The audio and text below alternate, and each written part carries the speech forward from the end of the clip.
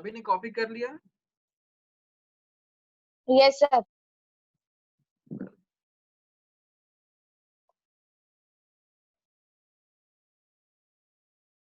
Next question देखते हैं। मैं चाहता हूं इसे ट्राई करो पहले तुम लोग खुद से, फिर मैं बताऊंगा। I am giving you 2 minutes, just 2 minutes दे रहा हूं ट्राई करने को।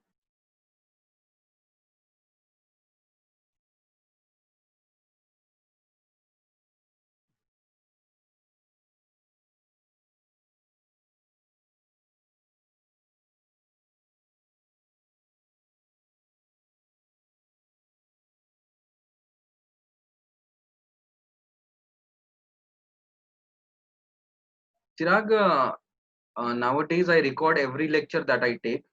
So yes, I will upload the recorded lecture tomorrow morning.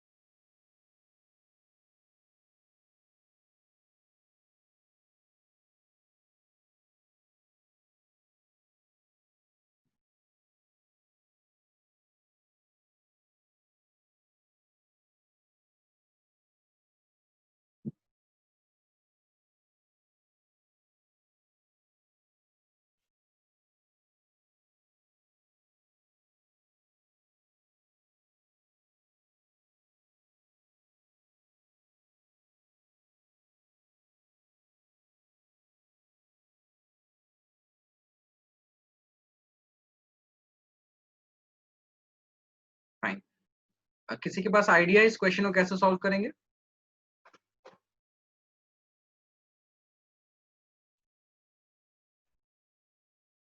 चलो देखते हैं इस क्वेश्चन। क्वेश्चन ये कह सर रहा है, शायद से पहले हाँ जी बताओ।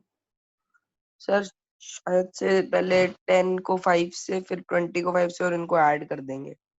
चलो पहले क्वेश्चन समझते हैं क्या, ठीक है? सॉल्व तो हो ही जाएगा बाद में।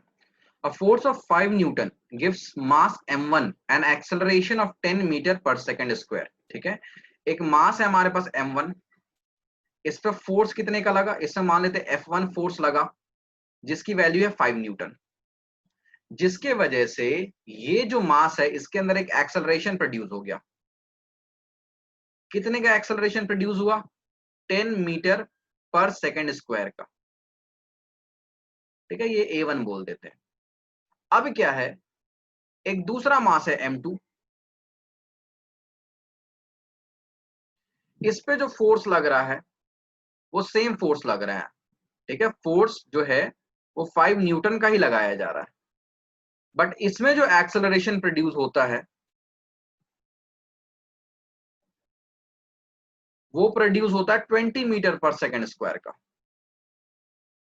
अब हमने क्या किया कि दोनों को, m1 और m2 को एक साथ बांध दिया है, और अब क्या है कि सेम फोर्स हम इस पे लगा रहे हैं। ठीक है, जो फोर्स अभी भी लग रहा है वो कितने का लग रहा है? 5 न्यूटन का ही फोर्स लगा रहे हैं। तो क्वेश्चन में ये पूछा गया है कि अब बताओ एक्सेलरेशन क्या होगा। क्वेश्चन सभी को समझ में आ गया क्या है? देखो यस यहां सर। पे, for mass m1 f1 is equal to m1 a1। तो f1 कितना है? 5 का, m1 और a1 क्या है? 10। तो यहां से m1 की वैल्यू क्या आ गई? 5/10, दैट इज 1/2। तो m1 is equal to 1/2, half kg। ठीक है, फॉर मास m2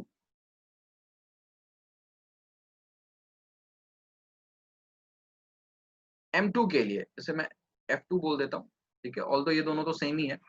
तो F2 is equal to M2A2। तो F2 क्या है, 5 का ही है, मास हमें नहीं पता है, एक्सेलरेशन कितने का प्रोड्यूस हो रहा है, 20 का प्रोड्यूस हो रहा है। तो M2 की वैल्यू क्या हो गई, 5/20, दैट इज 1/4। तो M2 is equal to 1/4 kg। अब हम चाहे तो इसे हम पॉइंट में भी ला सकते हैं। अगर हम पॉइंट में लाते हैं तो ये हो गया हमारा 0.5 kg, और इसे पॉइंट बनाते तो ये हो गया 0.25 kg। ठीक है, चाहे तो फ्रैक्शन में भी रख सकते थे, कोई दिक्कत नहीं था। नाउ अब फाइनली क्या कहा जा रहा है कि जो फोर्स लगाया जा रहा है वो फोर्स 5 न्यूटन का ही लगाया जा रहा है, और मास क्या हो गया, मास जो हो गया वो हो गया m1 प्लस m2, क्योंकि दोनों को हमने क्या कर दिया, टाई कर दिया, बांध दिया एक साथ। तो इट इज 0.5 प्लस 0.25, ये हो गया 0.75 kg। सो पूछा जा रहा है क्या एक्सेलरेशन प्रोड्यूस होगा। तो अगेन F क्या होता है, m a के इक्वल होता है। F कितना है, 5 का है, मास कितना है, 0.75 है, लेकिन एक्सेलरेशन हमें नहीं पता है। तो A क्या हो जाएगा, 5/0.75। सॉल्व कर लो भाई इसे, पॉइंट हटा, ऊपर डबल जीरो चला गया। अब इसे हम कट करते हैं, 25 से कट करते हैं, 25 3 जा 75, और ऊपर हो गया 20 टाइम्स, तो 20/3 एक्सेलरेशन की वैल्यू आ रही है 20/3। This is the answer, 20/3 metre per second square.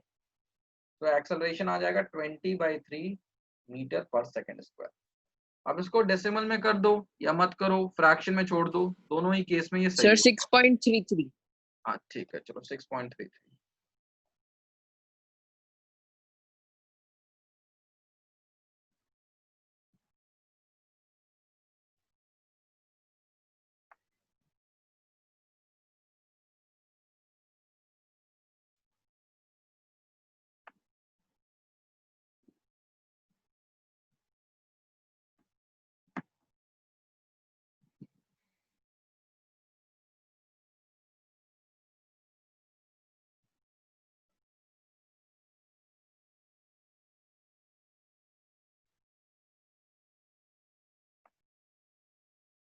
Copy हो जाएगा, बता देना बच्चों, जब सभी कॉपी कर लेंगे तभी मैं आगे बढ़ूंगा फिर।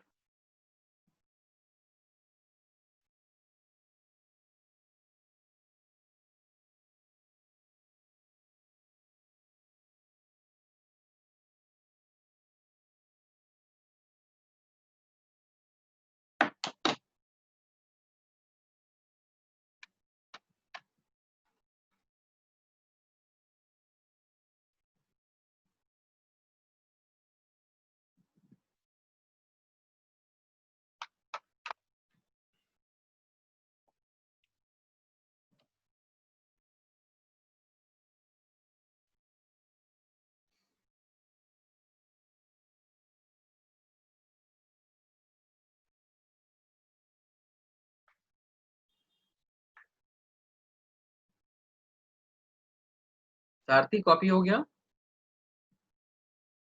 Yes sir. नमन तुम कॉपी कर रहे हो।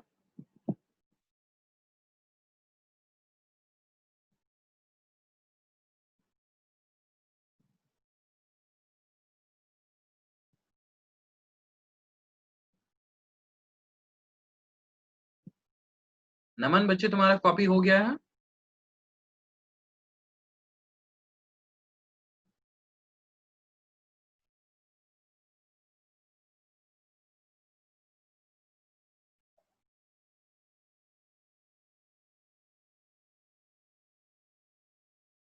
चलो नेक्स्ट क्वेश्चन देखते हैं।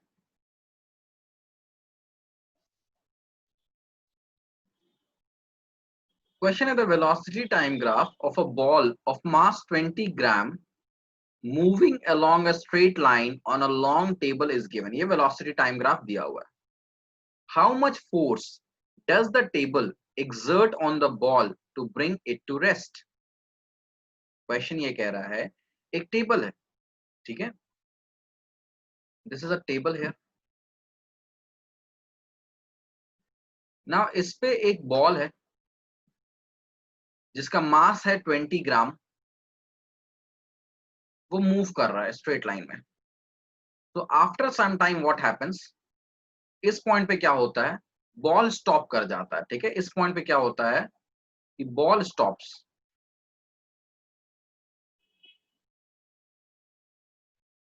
स्टार्टिंग में उसकी वेलोसिटी कितनी थी, 20 के वेलोसिटी से वो मूव कर रहा था। ठीक है, सो स्टार्टिंग में जो इसकी इनिशियल वेलोसिटी थी u, वो क्या थी, 20 मीटर पर सेकंड। ये ग्राफ से दिख रहा है। ठीक है, ग्राफ में देखो, जब टाइम जीरो था, ये टाइम जब जीरो था तो वेलोसिटी क्या है, 20 मीटर पर सेकंड। और 10 सेकंड के बाद इसकी वेलोसिटी क्या हो गई, जीरो हो गई। तो इसकी फाइनल वेलोसिटी हो गई है जीरो। और कितने देर में ये चीज हुआ है, ये टाइम जो लगा है ये लगा है 10 सेकंड। यजत कुछ पूछना है? सर यह सेंटीमीटर नहीं है? Okay okay okay, sorry sorry sorry, it is 20 centimetre पर सेकंड। ठीक है, 20 सेंटीमीटर पर सेकंड उसकी इनिशियल वेलोसिटी थी और उसकी फाइनल वेलोसिटी हो गई जीरो। कितनी देर में हुई, 10 सेकंड्स में हो गई। तो ये पूछा गया है कि देखो, ये जो बॉल रुक गया, बॉल क्यों रुक गया, बिकॉज टेबल उस पर एक फ्रिक्शनल फोर्स लगा रहा था जिसके वजह से बॉल केम टू रेस्ट। तो हमें फाइंड करना है what is the value of that frictional force. अब हमारे पास क्या क्या दिया हुआ है, मास दिया हुआ 20 ग्राम। ठीक है, इनिशियल वेलोसिटी दी हुई है 20 सेंटीमीटर पर सेकंड, फाइनल वेलोसिटी है जीरो क्योंकि बॉल रुक गया है, टाइम है 10 सेकंड जो हमें ग्राफ से समझ में आ रहा है। सबसे पहले हम देखते हैं क्या हमें जो क्वेश्चंस दिए, जो डेटा दिया हुआ है, क्या वो एसआई यूनिट में है। तो हमें देखते हैं डेटा जो है एसआई यूनिट में नहीं है।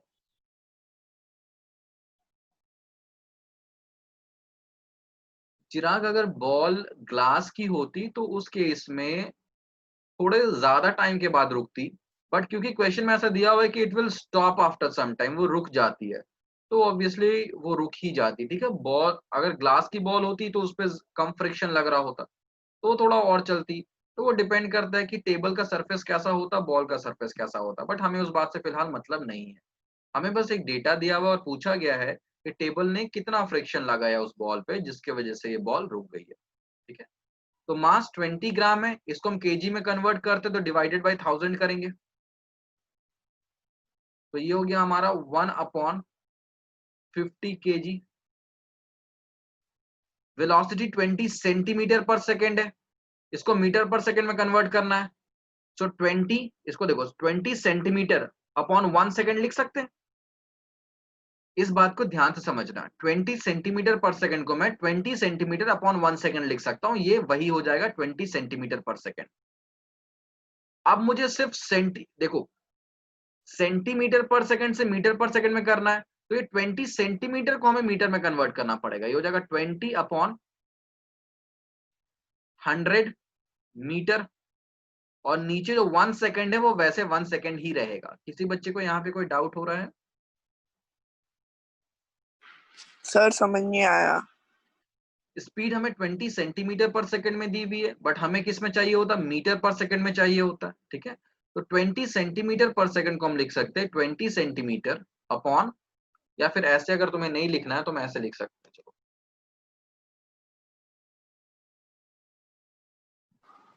इसे हम ऐसे लिख सकते हैं 20 इंटू 1 सेंटीमीटर अपॉन 1 सेकेंड।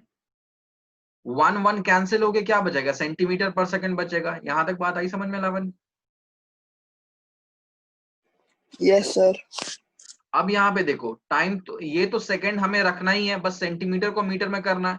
तो ये हो गया 20 इंटू 1 सेंटीमीटर कितना मीटर होता है, 1/100 मीटर। और नीचे 1 सेकंड जैसे उसको हम वैसे ही रहने देते हैं।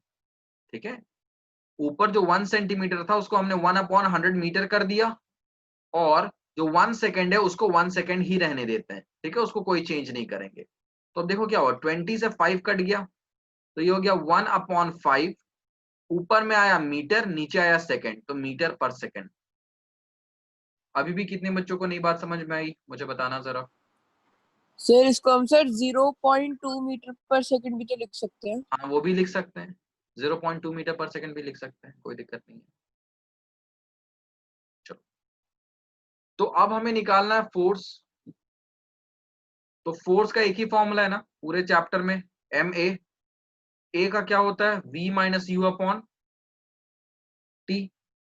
तो पुट कर दो,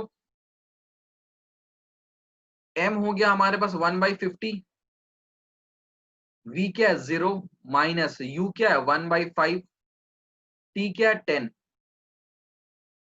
इसको सॉल्व करना है, ठीक है। मैं ऊपर में यहाँ पे सॉल्व कर देता हूं। ये हो गया 1/50, ये हो गया माइनस 1/5, और नीचे 10 है तो ये नीचे 10 ऐसे मल्टीप्लाई हो जाएगा। किसी बच्चे को यहाँ पे कोई डाउट?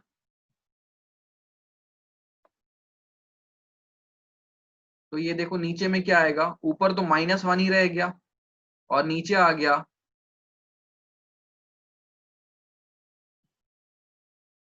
मेरी आवाज क्रैक हो रही है क्या? No sir. No sir. No Chirag, sir.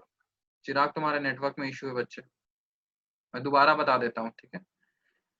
1/50 जैसे वैसे ही रहेगा, 0 माइनस 1/5 क्या हो गया -1/5, और नीचे 10 था तो हमने क्या किया 5 को नीचे ले आए, तो ये हो गया -1/5 इंटू 10। सो ये हो गया नीचे 50 इंटू 50 इज 2500। तो द फोर्स इज -1/2500, इतना फोर्स लगा है, ठीक है। -1/2500 Newton, this is the amount of force exerted by the table on the ball। तो क्योंकि नेगेटिव आया है तो हम इसमें क्या लिखेंगे, the table exerts a force of 1/2500 Newton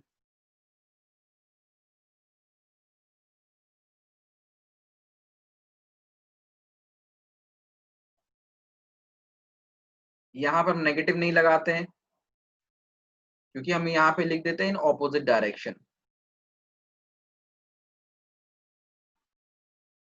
sir मेरा आंसर 0.4 आ रहा है। 0.4 कैसे आ जाएगा यजत? 0.4 अगर तुम लेके आओगे तो न्यूटन में कहाँ रहेगा फिर? ऐसा यूनिट्स में तुमने कन्वर्ट किया है सभी को? Yes sir. तो फिर 0.4 कैसे आ गया?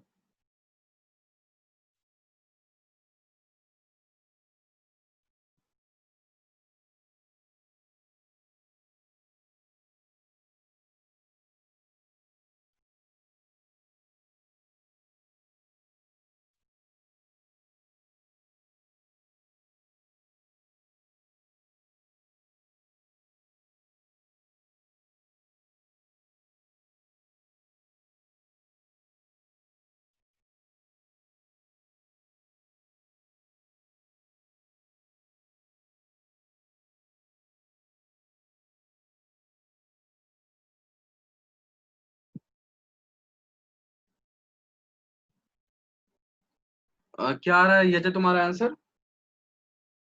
सर 0.4। 0.4 नहीं आएगा यजत, तुम एक काम करना, क्लास के बाद जहां पे तुमने सॉल्व किया उसका इमेज क्लिक करके मुझे भेज देना, मैं उसमें देख लूंगा कहाँ गलती है, ठीक है। Okay sir. तो ये आ गया भाई हमारा आंसर।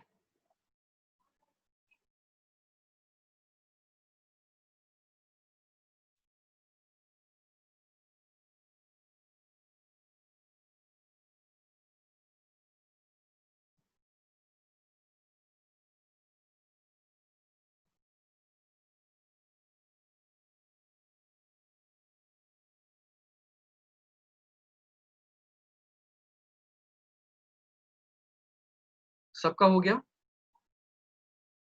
बच्चों? तुम्हारा होमवर्क है NCERT exercise question 1 two question number 10। इसमें कुछ क्वेश्चन थ्योरेटिकल है, चिराग मैं उसका आंसर तुम्हें बता दूंगा, ठीक है। तो कुछ क्वेश्चन इसमें थ्योरेटिकल है, उसके आंसर्स तुम्हें लिखने हैं और तुम्हें इमेज मुझे मतलब पीडीएफ बना के भेजना है, ठीक है। क्वेश्चन 1 to 10 इजी है, हो जाएगा।